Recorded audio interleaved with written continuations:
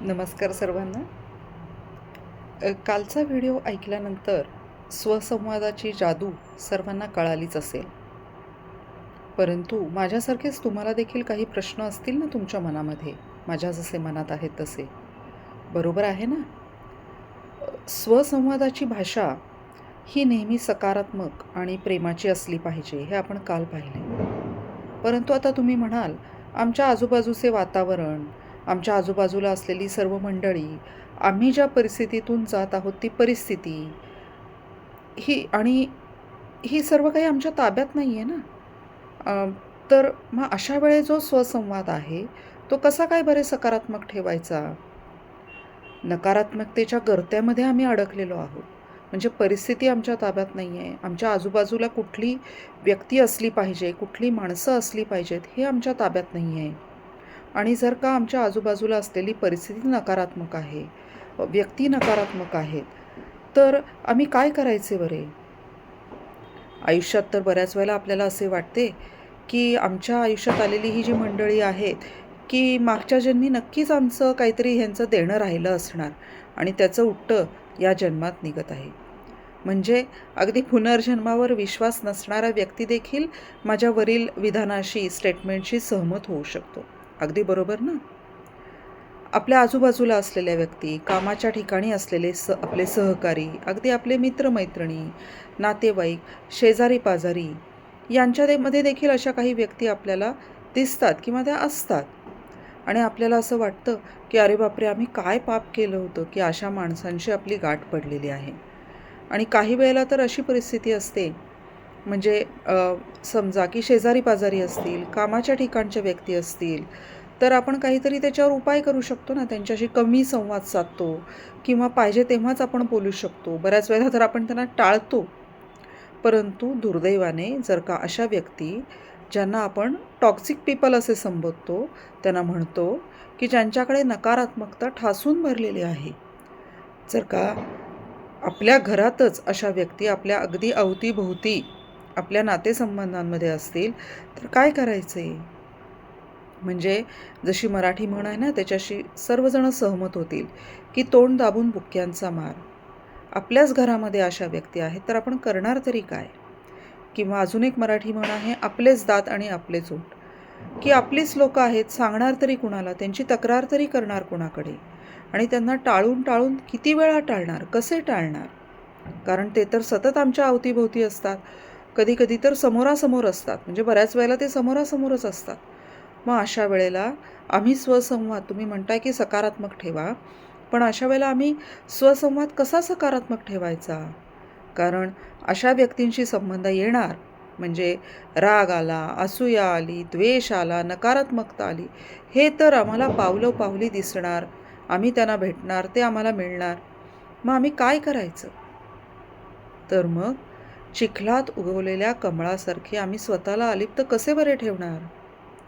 आपण बघतो ना सर्वजण, की कमळ हे नेहमी चिखलातच उगवतं आणि कमळाची पाने पाण्यात असून देखील त्यांना पाण्याचा अंश देखील स्पर्श करू शकत नाही. हे कसे काय शक्य होणार?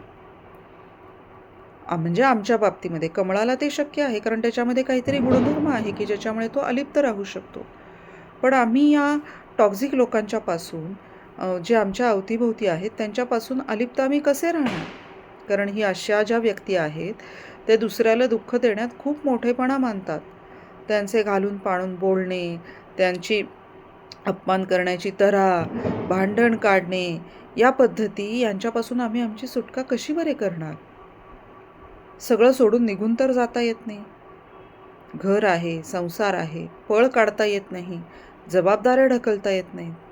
म्हणजेच आम्हाला यांना सामोरे जावे लागणार आहे. मग ती परिस्थिती असेल किंवा व्यक्ती असेल. आणि अजून एक सगळ्यात महत्त्वाचं म्हणजे आम्ही त्या व्यक्तींना बदलू शकत नाही. आपण त्या व्यक्तींना बदलू शकत नाही. कारण असे म्हणतात ना, सुंब जळला तरी पीळ जात नाही. त्याच्यामुळे आपण समोरच्याला सुधारण्याच्या भानगडीत पडलंच नाही पाहिजे.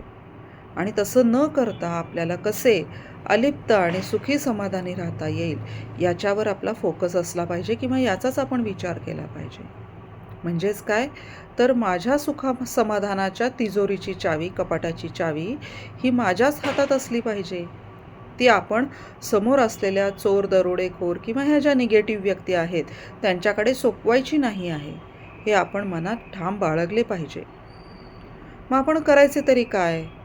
तर होता होईल तेवढे, म्हणजे जेवढे आपल्याला शक्य आहे, जेवढं पॉसिबल आहे तेवढे कामास काम ठेवायचे.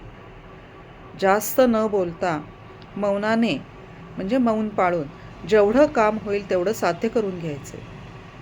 आणि एखाद्या क्षणी असं वाटलं आपल्याला की कुरबुरी वाढतायत, भांडण वाढतंय, हे विकोपाला जाणार आहे, की असा विचार करायचा की ह्याच्यातून काय निष्पन्न होणार आहे?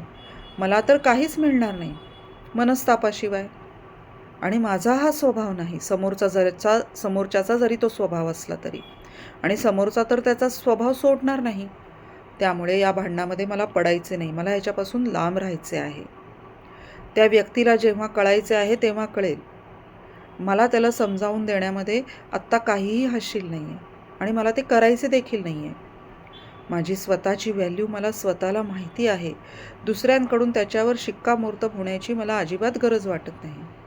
मला कुठल्याही प्रकारच्या समोरच्या व्यक्तीकडून ऑथेंटिकेशनची गरज नाही आहे. आपण बरे आणि आपले काम बरे, या पद्धतीने जर का आपण वागत राहिलो तरच अशा पद्धतीच्या टॉक्झिक लोकांसोबत आपण थोड्याफार सुखासमाधानाने राहू शकतो. की एक मनात आपण कायम ठेवलं पाहिजे की ही अशी माणसं बदलणार नाही. ती रंग बदलणाऱ्या सरड्यांसारखी असतात. त्यामुळे प्रत्येक पाऊल उचलताना, प्रत्येक शब्द बोलताना आपण दोनदा विचार करून मगच कृती केली पाहिजे. म्हणजे घाबरायचं का आपण त्यांना? नाही.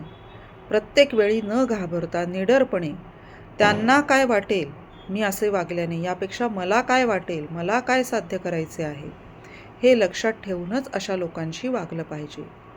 आणि स्वतःच्या संवेदनशील मनाची आपण काळजी स्वतःच घेतली पाहिजे. आणि अशा वेळेला स्वसंवादाचे हे जे माध्यम आहे ते अतिशय उपयोगी ठरू शकते. आणि हा स्वसंवाद अशा वेळी आपण अतिशय सकारात्मक देखील ठेवला पाहिजे. परिस्थिती आणि आजूबाजूची माणसं कशीही असली तरी माझे स्वतःशी असलेले नाते हे माझ्यासाठी महत्त्वाचे आहे, हे आपल्या मनाला बजावले पाहिजे. आपल्या मनावर आपण हे बिंबवले पाहिजे. बाहेरची परिस्थिती मी नाही बदलू शकत आणि तरी देखील माझ्या अंतर्मनातील आनंदाची स्थिती देखील कोणी बदलू शकणार नाही, याची काळजी आपण स्वतः घेतली पाहिजे. याकरता आपल्या मनाची ताकद आपण वाढवली पाहिजे. आपण बरेच जण किंवा सर्वजण शारीरिक ताकद वाढवण्याकरता किंवा फिजिकल फिटनेस करता आपण ज्या पद्धतीने व्यायाम करतो, जिम करतो, त्याच पद्धतीने मानसिक स्वास्थ्यासाठी देखील आपण प्रयत्नशील असलं पाहिजे. आणि त्याच्यातील एक महत्त्वाचा टप्पा म्हणजे स्वसंवाद, जो सकारात्मकच असला पाहिजे. तरच आपण आपल्या आजूबाजूला असलेल्या परिस्थितीचा आणि व्यक्तींचा योग्य पद्धतीने सामना करून आनंदाने आपले जीवन आपण व्यतीत करू शकतो. म्हणजे आपल्या मनामध्ये असलेली जी आनंदाची कुपी आहे त्याच्यामध्ये कोणीही ढवळाढवळ करू शकणार नाही, याची आपण सतत काळजी घेतली पाहिजे. आणि अशा पद्धतीने या टॉक्झिक लोकांशी आपल्याला वागता आलं पाहिजे आणि याच्यामध्ये स्वसंवाद साधून आपल्या मनाची काळजी उत्तम पद्धतीने आपण स्वतःच घेतली पाहिजे. मला जो विषय मांडायचा होता, मला असे वाटते तो मी तुमच्यापर्यंत पोहोचवण्याचा पूर्णपणे प्रयत्न केलेला आहे. तर भेटूया पुढच्या व्हिडिओमध्ये. धन्यवाद.